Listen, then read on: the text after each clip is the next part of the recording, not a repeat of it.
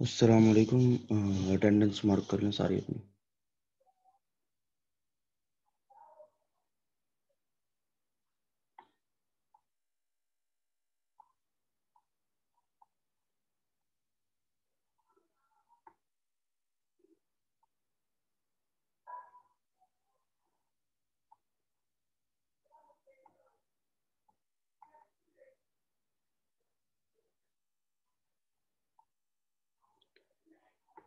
अच्छा, आज की जो हमारी लैब है वो पिछली लैब के मुकाबले में काफ़ी सिंपल है।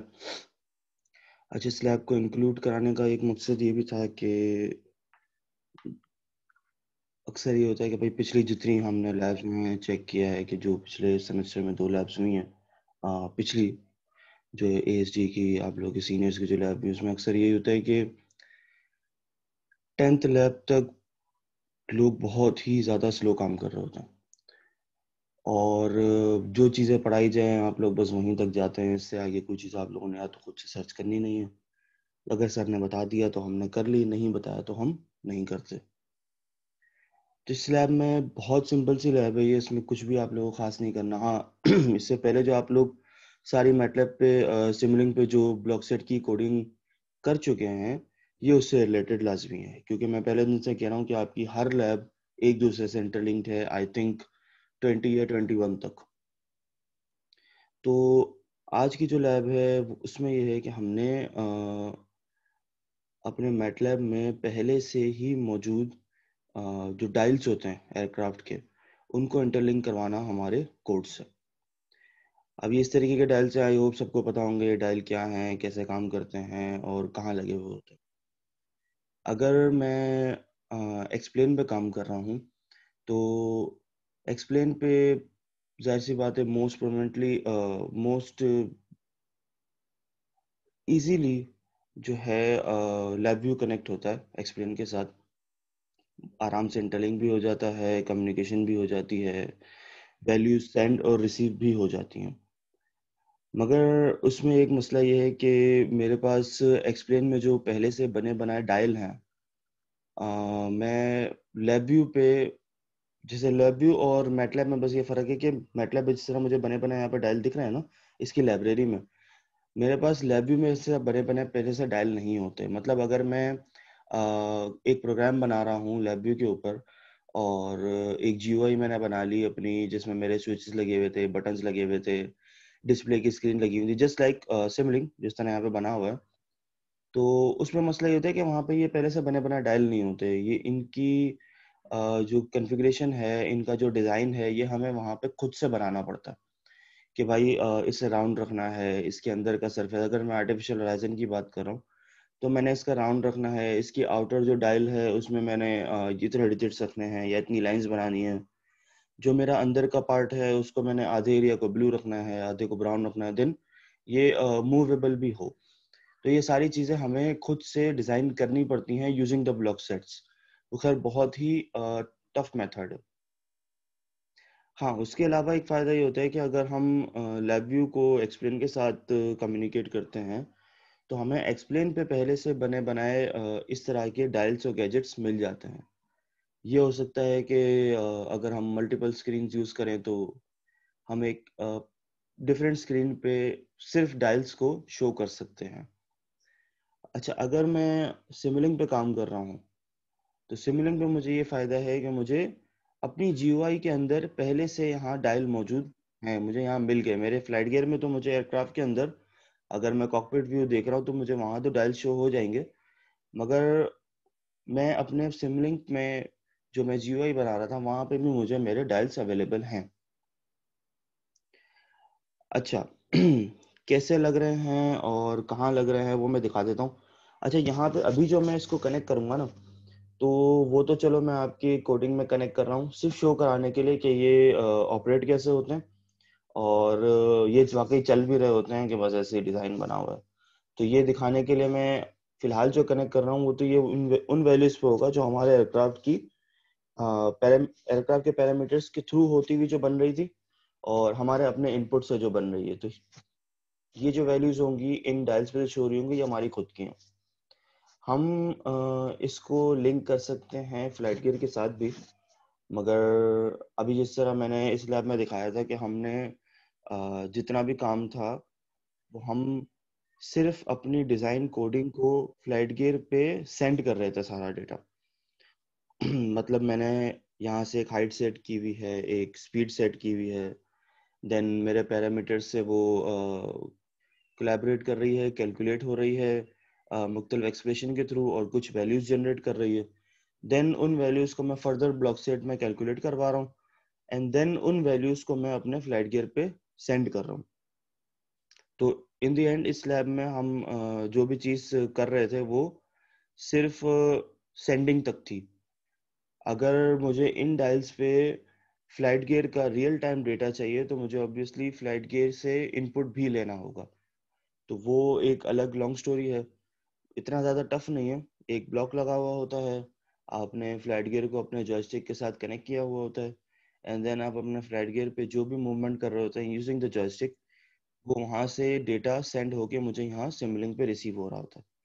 तो मैं अगर इन सारे ब्लॉक सेट्स को छोड़ के मैं सिर्फ एक डायल वाली जीयूआई बनाना चाहता हूँ कि भाई मैंने अपने एयरक्राफ्ट को वहाँ फ्लाइट गियर पे कंट्रोल किया हुआ है एंड देन मैं वहाँ से वैल्यूज कैप्चर करके यहाँ पे थ्रो करके इन डायल्स पे चेक करना चाह रहा हूँ जस्ट सिंपली, तो ये भी हम कर सकते हैं।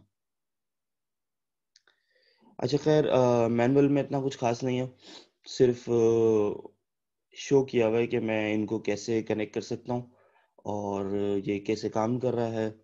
तो जस्ट लाइक मैं पहले भी बोलता हूँ कि मैं आप लोगों को कभी मैनुअल पढ़ के नहीं बताऊंगा, मैनुअल आप खुद पढ़े, आपके पढ़ने के लिए होता है। हाँ, ये काम कैसे हो रहा होता है ये मैं बता देता हूँ। मैंने आई गेस मैटलैब नहीं खोला।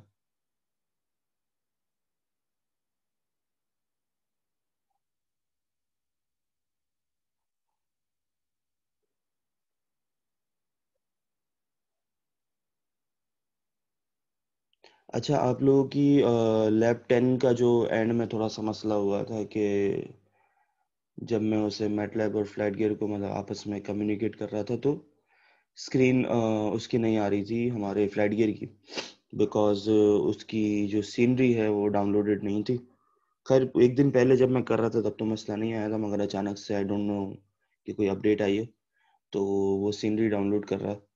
अब मैं काफ़ी दिन से ट्राई कर रहा हूँ और वो डाउनलोडिंग पर ही है, तो टेंशन नहीं लें, जैसे ही वो डाउनलोड हो जाएगी एटलीस्ट पिछला सारा काम करके रखें। लैब 10 में मसला है, तो लैब 10 तो बहुत दूर है, आई होप कि आपने लैब 1 से भी काम नहीं किया होगा। तो लैब 10 तक एटलीस्ट, लैब 9 तक आ जाओ, सारी कोडिंग वगैरह कर लो। ये जैसे ही हो जाएगा मुझे याद है मैं जस्ट एक वीडियो बना के आप लोगों को डायरेक्ट ही शेयर कर दूंगा, अपलोड करने की आई थिंक ज़रूरत भी नहीं है। तो मैं वो डायरेक्ट बना के आप लोगों को यहीं व्हाट्सएप पे शेयर कर दूंगा, चेक कर सकते हैं। कोई मैंने बहुत मुश्किल चीज़ नहीं बताई, जो पीछे की जो बहुत सारी लेंथी चीज़ें हैं कि मैंने कहाँ पे नेम नेम चेंज करना होता है, कहाँ पे मैंने कौन सी फाइल पुट करनी है, कहाँ पे आपका फोल्डर बन रहा है या कहाँ पे आपने कोडिंग करनी है उस फोल्डर को एक्सेस करने के लिए, तो वो सारी मेजर चीज़ें मैं बता चुका हूँ। हम कहाँ रुक गए थे वो ये था कि मैंने अपने सिमुलिंक के कोड को रन कर लिया था, मगर मैं उसे जस्ट फ्लाइट गियर पे व्यू नहीं कर सका था। तो वो व्यू वगैरह सब हो जाएगा, एटलीस्ट आप लोग अपनी जो इससे पिछली जो लैब्स हैं वो सारी कवर कर लें।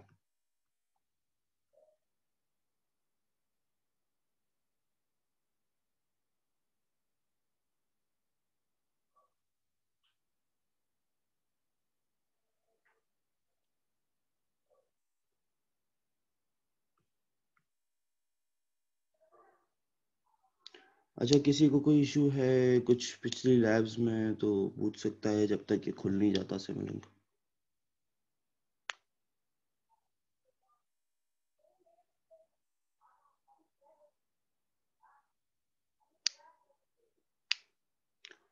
अगर नहीं भी है तो ना का जवाब भी दे सकते हो। हाँ सर।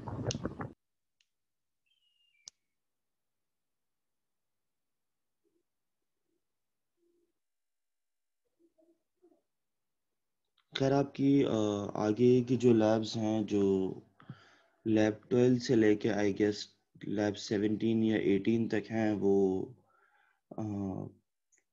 एयरक्राफ्ट कंस्ट्रक्शन के ऊपर है। क्योंकि हमने इस लैब का बेसिक मकसद ये रखा था कि हम एवियोनिक्स इंजीनियर तो हैं, हमें सॉफ्टवेयर बेस्ड काम तो आना चाहिए और काफ़ी हद तक बहुत अच्छा आना चाहिए with related to aircrafts. Like जिस तरह के हम यहाँ पे भी सॉफ्टवेयर करवा रहे हैं जो एक्सएफएलआर या डेटकॉम वगैरह था, तो उसमें भी हमने एयरक्राफ्ट आप लोगों को डिज़ाइन करना सिखाया था। और एक काम की चीज़ जो इसमें अभी हम कर रहे थे सिमलिंग के अंदर, और जो हम फ्लाइट गेट से रिलेट कर रहे थे इसको, तो ये एक मेजर पार्ट था इस लैब का। But as an avionics engineer आप लोगों को ज़्यादातर सॉफ्टवेयर पे एक्सपर्टीज होनी चाहिए, मगर ऑब्वियसली आपको on the next hand hardware भी आना चाहिए। क्योंकि मैं एक सॉफ्टवेयर डिज़ाइन कैसे करूं जब मुझे यही नहीं पता कि मेरा हार्डवेयर कैसा दिखता है या मेरा हार्डवेयर कैसा चलेगा विद रिस्पेक्ट टू मेरा सॉफ्टवेयर। जाहिर सी बात है, मेरे सामने कोई चीज़ है, मेरे सामने आप लोग एक विंग ला के रखेंगे, वो विंग बना हुआ होगा तभी मैं उसकी लेंथ और डाया वगैरह लेके या जो भी इसका स्पैन और कॉर्ड वगैरह लेके मैं अपने ही सॉफ्टवेयर में इंसर्ट करूंगा, वो एक विंग बनाऊंगा और देन ही मैं उसके ऊपर कोई एनालिसिस कर सकता हूँ या मैं उस पर कोई आगे फर्दर एयरक्राफ्ट कंस्ट्रक्ट कर सकता हूँ। तो या थोड़ा बहुत हमने आपको एरोस्पेस का भी टच दिया है, मगर वो एक हद तक नेसेसरी है, क्योंकि अगर आप वो नहीं करेंगे तो आप आगे का एवियोनिक्स रिलेटेड काम नहीं कर सकते। तो दोनों का इंटरलिंक होना ज़रूरी है। मगर मैं ये बता रहा हूँ कि आपकी 12 से लेके 17 या 18 तक जो लैब्स है वो एयरक्राफ्ट कंस्ट्रक्शन के ऊपर है। तो राइट नाउ व्हेन जब सारी लैब्स हमारी ऑनलाइन हो रही हैं, तो आई डोंट नो कि हमारा हार्डवेयर वाला काम अब हो पाएगा या नहीं, क्योंकि ऑब्वियसली इसमें ग्रुप्स बनते हैं एंड देन ग्रुप्स ने एयरक्राफ्ट कंस्ट्रक्ट करना होता है, जो भी एयरक्राफ्ट उन्होंने सेलेक्ट किया होता है। तो अभी भी आई होप कि पता नहीं आपको किसी ने बताया नहीं बताया, आप लोग अपना जो पहली लैब से जो 10 तक काम करेंगे वो आप लोगों ने ग्रुप्स में करना है। मैक्सिमम 3 या 4 लोगों का ग्रुप हो सकता है, उससे ज़्यादा ना हो। अगर कोई इंडिविजुअली कर रहा है उसकी मर्जी है, मगर आप लोग जो भी एयरक्राफ्ट सेलेक्ट कर रहे हैं, जो उसकी डिज़ाइन कंस्ट्रेंट्स हैं और जो भी आप उसकी कैलकुलेशन करेंगे, देन आप उस पर अपने एयरक्राफ्ट को डिज़ाइन करेंगे सॉफ्टवेयर के ऊपर, वो सब आप लोगों का ग्रुप में होना चाहिए। हाँ, आगे का जो ये मैटलब वाला सिमुलिंग वाला काम है, वो अगर चाहो तो इंडिविजुअल कर लो, मगर आई होप कि हर ग्रुप में एक बच्चा कर रहा होगा, बाकी 2 कॉपी कर रहे होंगे। तो ये आप लोगों की मर्जी है, जिसने सीखना है वो सीखे। In the end obviously final lab होगी, और बाकी अगर आप लोगों ने मेहनत करनी है तो कर लो, काम की चीज़ है, आगे काम आएगी। खैर मैं बात कर रहा था डायल्स की, तो जस्ट सिंपली मैं गया लाइब्रेरी में। अच्छा, लाइब्रेरी में जाने के बाद ये यहाँ पे मैंने जितने भी ब्लॉक्स यूज़ किए हैं, ये वाले तो खैर जनरल ब्लॉक हैं, ये स्टेट स्पेस वगैरह। मगर इसमें एक यहाँ पे मैटलैब 18 में एक चीज़ अवेलेबल है, एरोस्पेस ब्लॉक सेट नाम से। उस ब्लॉक सेट के अंदर एंटर हो गए तो आपको यहाँ पे सारी चीज़ें गिवन है, जो इससे पहले मैंने शायद आप लोगों को बताया हो। मैं जितनी भी चीज़ें यहाँ पे यूज़ कर रहा था, मैं जितने भी ब्लॉक सेट्स यहाँ पे यूज़ कर रहा था, वो सारे यहाँ पे अवेलेबल हैं।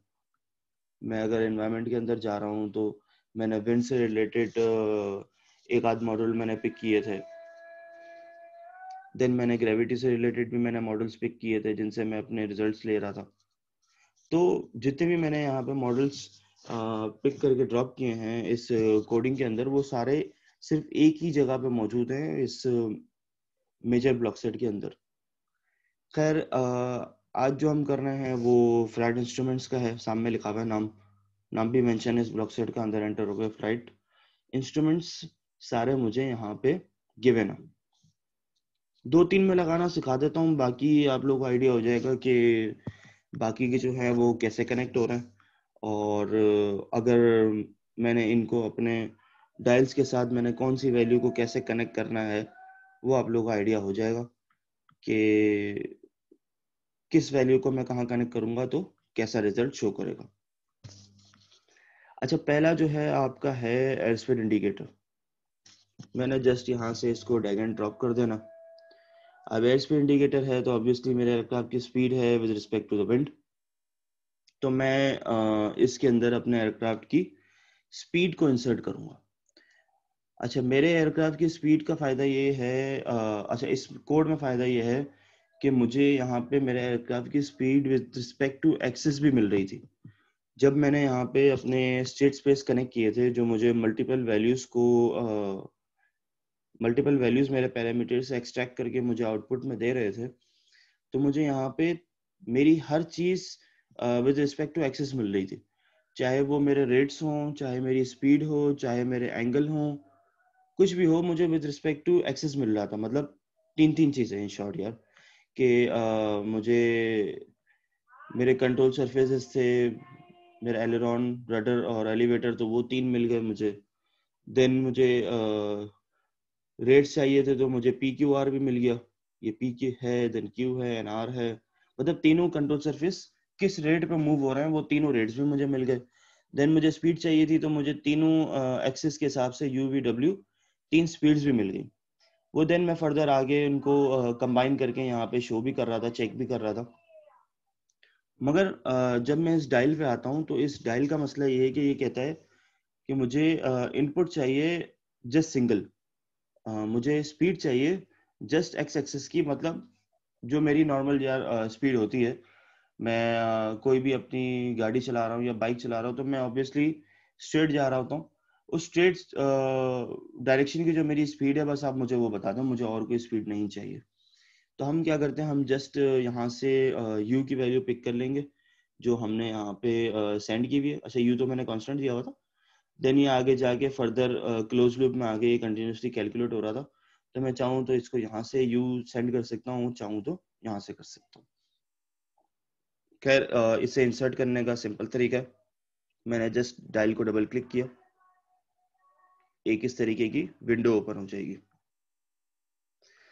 अच्छा, ये डायल को मुझे पता नहीं है कि आप लोगों ने पढ़ा हुआ है या नहीं पढ़ा हुआ, तो इस डायल को आप लोग फर्दर पढ़ भी सकते हैं कि ये कैसे ऑपरेट हो रहा है। मैं थोड़ा सा एक चीज़ बता भी देता हूँ। इसकी जो है वो नीडल्स मुख्तलिफ हिस्सों में ब्रेक हुई हुई होती है। कि इसमें एक आ गया कि भाई इसकी जो सबसे लंबी वाली नीडल है, वो हर छोटे एंगल को कवर करेगी, मतलब हर छोटे बॉक्स को कवर करेगी। तो वो 20 होगा, मतलब हर जो छोटा बॉक्स है वो 20 के हिसाब से ब्रेक हुआ हुआ है। एंड देन जो मेजर डिफरेंस आएगा वो 100 का है। यहाँ पे आई गेस एक ऑप्शन था,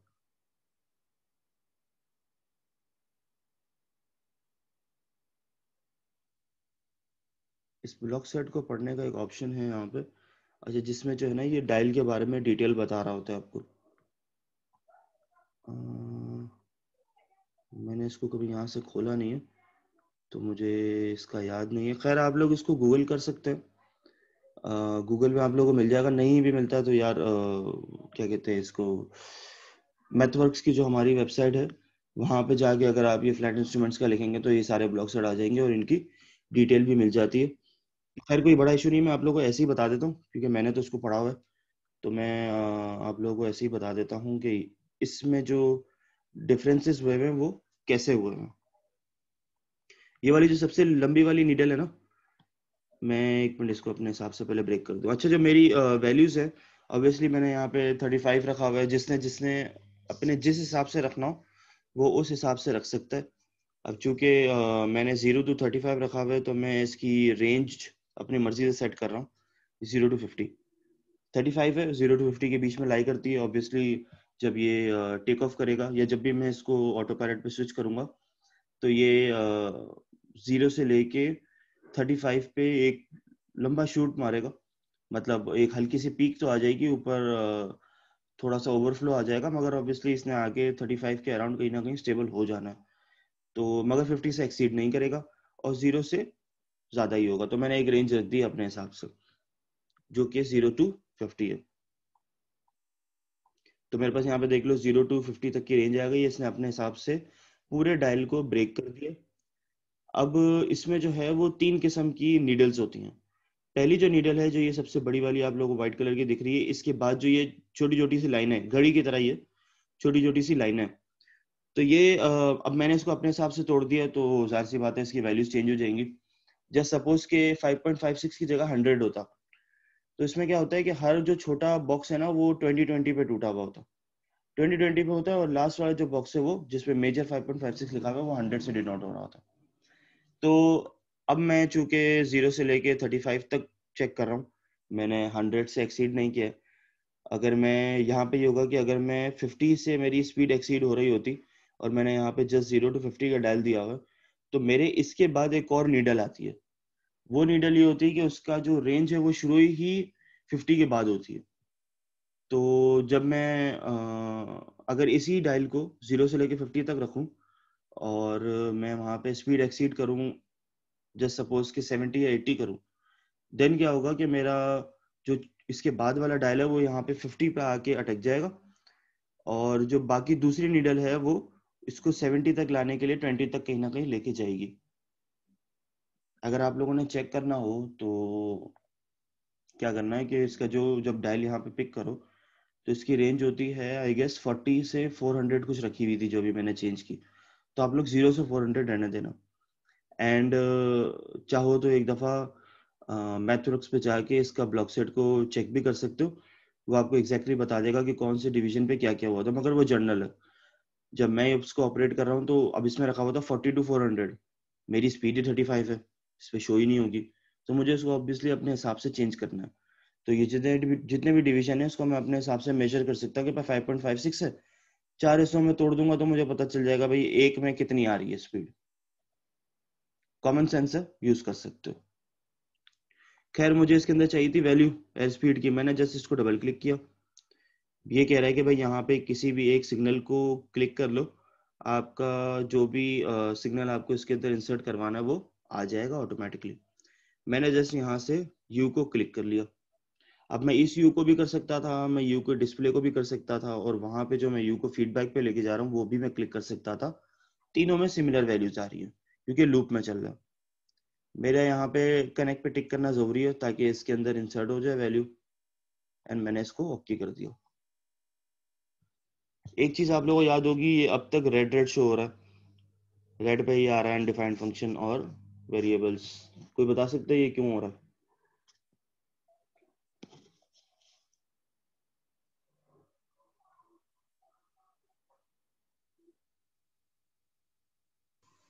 सर नो आइडिया। मैं पिछले 3 लैब से बता रहा हूँ, एटलीस्ट लैब ले रहे होते ना तब भी पता चल जाता है कि ये क्यों आ रहा है रेड, और इस पे ऐसा क्यों लिखा हुआ है कि अनडिफाइंड फंक्शन है। तुम्हारे अलावा किसी को भी नहीं पता?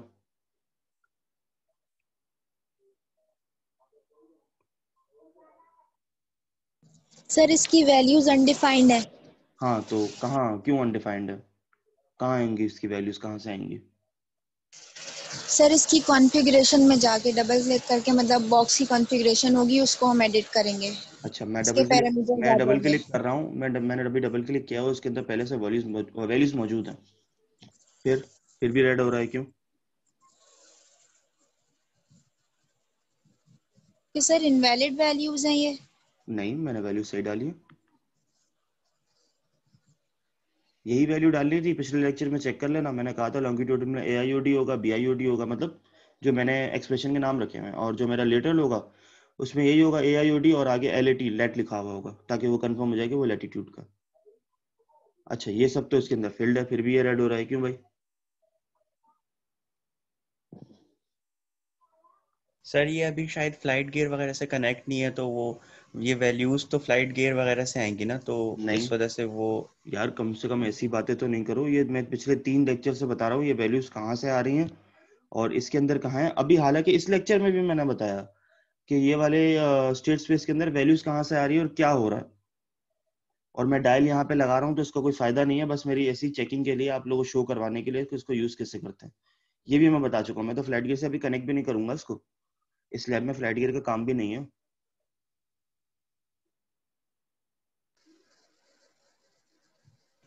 सर तो ये वैल्यूज फिर किधर से आएंगी ये चार?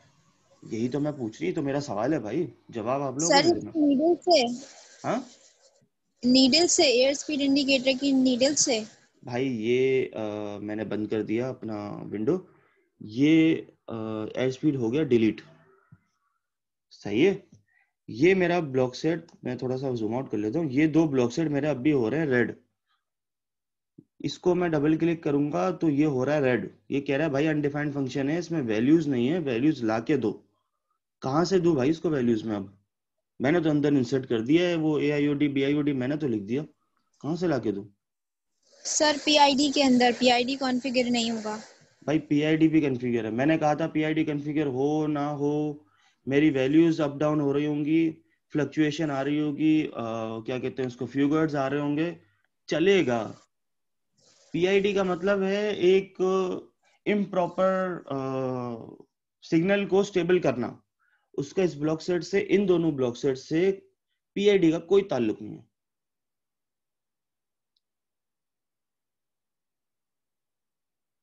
और फिर आप ही के बैच में से, आप ही की आईडी में से एक बच्चा उठ के आता है और कह रहा है कि सर लैब नहीं लेते। तो अभी ये जो आप लोगों के जवाब आए हैं, ये अल्हम्दुलिल्लाह मेरे पास तो हो रहे हैं रिकॉर्ड। तो आप लोग क्या कहते हैं कि कल को जब ये आपके हमारे प्रेसिडेंट या हमारे HOD जब ये वीडियो चेक करेंगे और उसमें ये सुनेंगे कि ज्यादा भी पुरानी नहीं, अभी मैं 11th लैब करवा रहा हूँ, 10 में भी ये बात मैंने डिस्कस की है, 9 में भी ये बात मैंने डिस्कस की है और 8 में भी की है। मतलब लास्ट 3 लैब से, जो कि ज्यादा पुरानी भी नहीं, पिछले हफ्ते की मैं बात कर रहा हूँ, पिछले हफ्ते में जो ये 3 लैब्स की जो मैं डिस्कशन कर रहा हूँ, आप लोगों को वो ही नहीं पता। तो इसमें मेरी गलती है कि मैं ऑनलाइन लैब ले रहा हूँ, या इसमें भी मेरी गलती है कि मैं समझा नहीं पा रहा हूँ? क्योंकि ये इसमें मेरे ख्याल में समझाने की कोई बात नहीं थी। कहाँ से वैल्यू उठ के कहाँ इसमें इंसर्ट हो रही है, क्यों भाई? सिंपल सवाल पूछा, ये रेड क्यों हो रहा है? कोई मैंने बड़ी बहुत ही कोई मुश्किल सवाल नहीं पूछा, सिर्फ ये मैंने पूछा कि ये रेड क्यों हो रहा है, ये इसको अनडिफाइंड फंक्शन क्यों बोल रहा है, इतना सा मेरा सवाल है।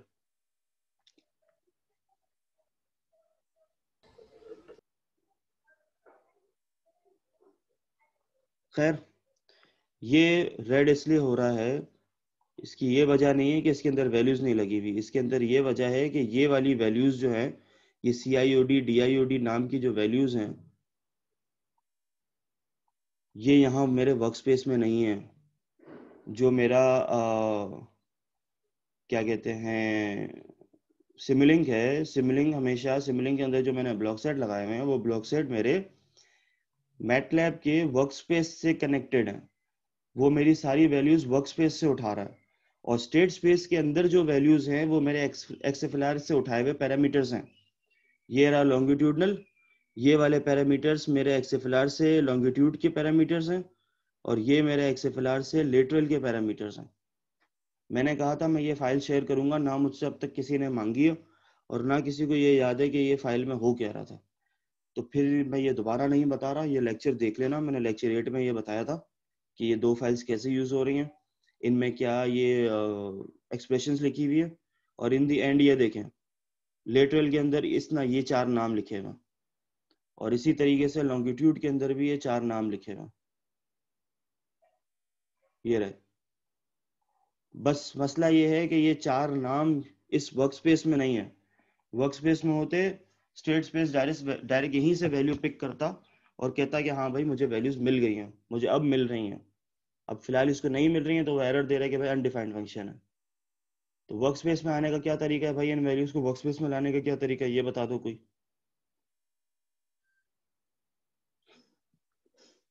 सर इसको अगर हम रन कर दें एक दफ़ा तो वर्क स्पेस में आ जाएंगे। चलो शुक्र किसी को पता है। मैं पहले भी बता चुका हूँ भाई, ये स्टार्ट सिम की मैंने एक फाइल बनाई है, स्टार्ट सिम की फाइल में मैंने ये सारी चीज़ें पहले से लिखी हुई हैं। तो मैं जस्ट अपनी एक फाइल रन कर देता हूँ, मेरी सारी फाइल्स और सारी वैल्यूज अपलोड हो जाती हैं।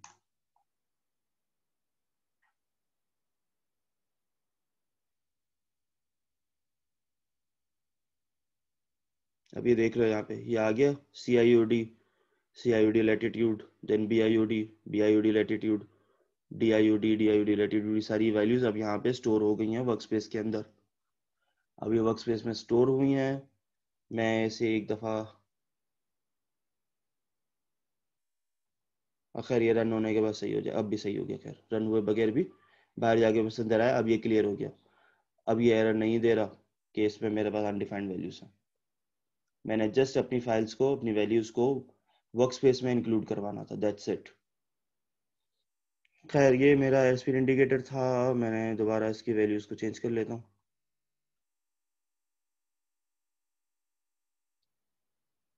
0 to मैंने 50, अच्छा हाँ सही, 0 to 50 कर दिया।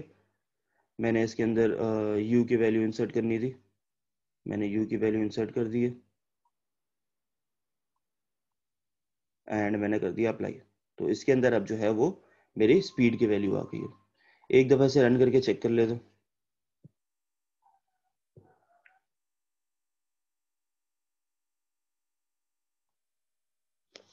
अच्छा थोड़ा सा टाइम लेगा।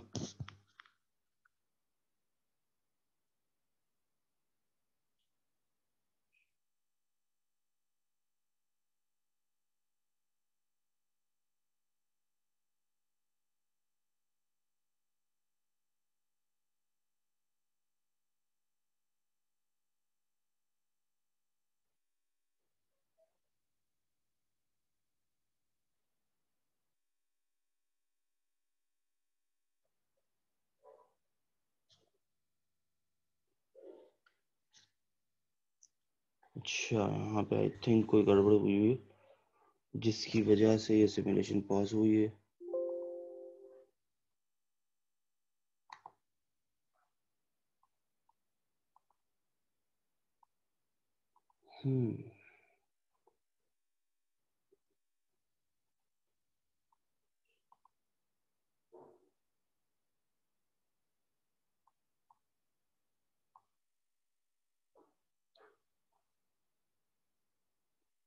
अच्छा सही है। अब डायल पे आप लोग देख सकते हैं, जाहिर सी बात है मैंने इसको पीआईडी सेट किया हुआ है, ये वाइट पीआईडी जो मैंने सेट किया हुआ है, तो ये स्टार्ट होते के साथ ही पहले ही सेकंड पे ये 35 पे स्टेबल था। तो मैंने यहाँ पे 35 पे दिया हुआ था वैल्यू, मेरी पूरी क्लोज लूप में चल रही थी। मैंने जस्ट यहाँ से अपने इस वैल्यू को पिक किया जो मैंने यहाँ पे शो करवानी थी, 35 थी, यहाँ पे आ गई 35 और ये उस पर स्टेबल है। हाँ अगर ये अभी फ्लक्चुएट हो रहा होता तो ये ऑब्वियसली बढ़ भी रहा होता, नीचे कम भी रहा होता डायल। मैं अभी अगर पीआईडी को चेंज करूँ, थोड़ा सा छेड़ दूँ, तो यहाँ से नीडल की वैल्यूज चेंज होना शुरू हो जाएंगी। तो ये खैर जोड़ दिया है मैंने। कैसे वेरी कर रहा है आप लोगों ने बगैर पीआईडी सेट किए इसको चला के देखना है, बाद में पीआईडी सेट करके चला के देखना है, तो वो आपकी मर्जी है, कर लेना, मुझे कोई इशू नहीं है। जस्ट मैं ये बता रहा था कि आप लोग डायल को अपनी वैल्यूज के साथ कनेक्ट कैसे करेंगे। थोड़ा सा एक और देख लेते हैं। अल्टीमीटर आप लोगों को सबको पता है किससे कनेक्ट होता है। मेरे सी लेवल पे या मेरे ग्राउंड लेवल से मुझे बता रहा होगा हाइट। तो यहाँ पे जो आप लोगों की एच की वैल्यू थी हाइट की, ये वाली, ये आप लोग कनेक्ट कर देंगे तो आप लोगों को यहाँ इसमें हाइट शुरू होना शुरू हो जाएगा। एंड देन आप लोगों के पास एक है, मैं इसलिए नहीं बता रहा क्योंकि जो मेरा अल्टीमीटर है और जो मैंने अभी क्या कहते हैं स्पीड इंडिकेटर लगाया, वो एयर स्पीड इंडिकेटर, वो दोनों ऑलमोस्ट चलाने का तरीका एक ही है। मैं जस्ट उसको लेके आऊंगा, उसके अंदर मैंने कौन सी फाइल को ओपन करना है, मैंने बस वो शो करना होता है। मैं एक मिनट दिखाई देता हूँ। ये मेरा अल्टीमीटर। अच्छा इसके अलावा जो लगाना चाहो वो लगा सकते हो, मर्जी है, जो भी अपनी तसल्ली के लिए लगाना चाहिए। ये अल्टीमीटर है, मैं अल्टीमीटर पे आया, जस्ट मैंने यहाँ पे एच को सेलेक्ट किया, मैं करूँगा अप्लाई करूँगा, शो होना शुरू हो जाएगा।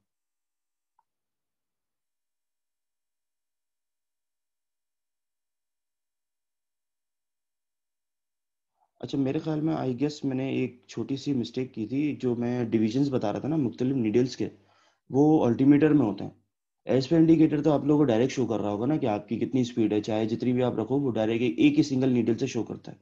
अल्टीमीटर में डिफरेंस हुआ हुआ होता है कि अल्टीमीटर, ये वाला जो अल्टीमीटर है, इसको मैं चेंज नहीं कर सकता। इसका फायदा ये है कि ये ऑलमोस्ट आई गेस 100,000 तक ये लेके जाता है, आपको 100,000 तक की हाइट ये बता सकता है। तो इसमें मुख्तलिफ नीडल्स हैं। ये वाली नीडल्स छोटी छोटी ब्रेक हुई हुई हैं कि इसकी जो हर माइनर जो पॉइंट है ना, वो हर माइनर पॉइंट आपको 20 फीट तक दिखा रहा होता है। देन अगर मैं 1 पे आ जाऊं तो ये मुझे 100 फीट शो करेगा, इसी तरीके से ये 200 है, देन 300। तो आपकी जो बड़ी वाली वाइट नीडल है ना, ये अगर ये शुरू शुरू में छोटी छोटी मूव हो रही है तो ये आपको 100 मीटर्स तक का बता रही है। देन आपकी छोटी नीडल अगर पूरी घूम के ये 100 फीट तक आ जाएगी ना, मतलब 100 into 10,000 फीट तक आ जाएगी, देन आपका एक और छोटा वाला नीडल मूव होगा। वो छोटा नीडल आपको कुछ शो कर रहा होगा कि हाँ भाई अब ये 1,000 फीट के बाद अगर बड़ी वाली नीडल इस पर है तो मतलब ये 1020 फिट है। देन इसी तरीके से आगे आ जाए तो ये 1100 फिट है, देन 1200 फिट है। तो इसको पढ़ लेना। मेरी गलती, सॉरी, माय मिस्टेक, कि मैंने आप लोगों को गलत बता दिया था। जो भी मैंने चीजें एयर स्पीड इंडिकेटर के बारे में बताई थी वो एक्चुअली अल्टीमीटर की थी। अच्छा, इसके अलावा अल्टीमीटर यहाँ पे अपनी वैल्यू भी शो कर रहा होता है, जो भी आपकी हाइट होती है। अभी हमने बहुत कम रखी है, मैंने आई थिंक 50 के करीब रखी है, तो वो सिर्फ इन 2 ही डिजिट्स में शो हो जाएगी। अच्छा, आपका जो आर्टिफिशियल होराइजन है उसमें यह है कि आपको ऑब्वियसली सबको पता है कि मुझे 2 इनपुट चाहिए होते हैं।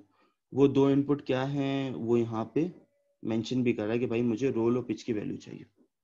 तो रोल और पिच की अगर मैंने 2 वैल्यू एक साथ एक ही जगह पे देनी है तो कैसे देते हैं भाई, कोई बताएगा?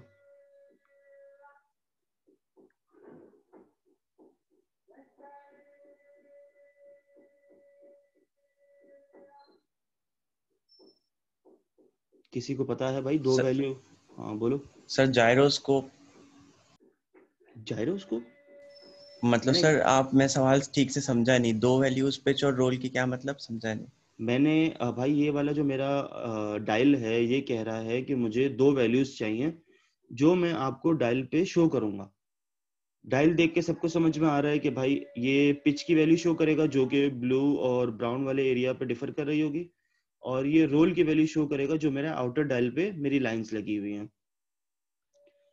अब ये कह रहा है कि आप मुझे रोल और पिच की वैल्यूज दोगे तो मैं इस डायल पे शो करूंगा ना। जस्ट लाइक मैंने अल्टीमीटर को हाइट की वैल्यू यहाँ से दी है तो ये मुझे शो करेगा, मैंने अल्टीमीटर की वैल्यू वहां यू से दी थी तो मुझे शो कर रहा था। अब ये कह रहा है कि मुझे 2 वैल्यूज एक साथ चाहिए, मगर चाहिए एक ही दफा में। मतलब इन शॉर्ट के मेरा, आप मुझे एक ही सिंगल पिन से 2 वैल्यूज दो, तो वो 2 सर वैल्यूज हम मैं सिंगल पिन से कैसे दूंगा? वो मक्स डीमक्स यूज करके कर सकते हैं। मैं मक्स लगा सकता हूँ। मक्स का काम ये है कि वो 2 वैल्यू को सिंगल करके एज अ बस की फॉर्म में शो मुझे इंसर्ट करवा देता है। तो मैं जस्ट क्या करूँगा, मेरे पास यहाँ पे आई गेस कहीं बना बनाया है, ये रही मेरे पास पहले से बनाई बनाई मौजूद है। मुझे रोल और पिच की वैल्यू चाहिए थी, तो आई होप कि सबको पता हो कि रोल जो है वो साई कहलाता है, और सॉरी रोल जो है मेरा फाई कहलाता है क्योंकि वो एलेरॉन से हो रहा होता है,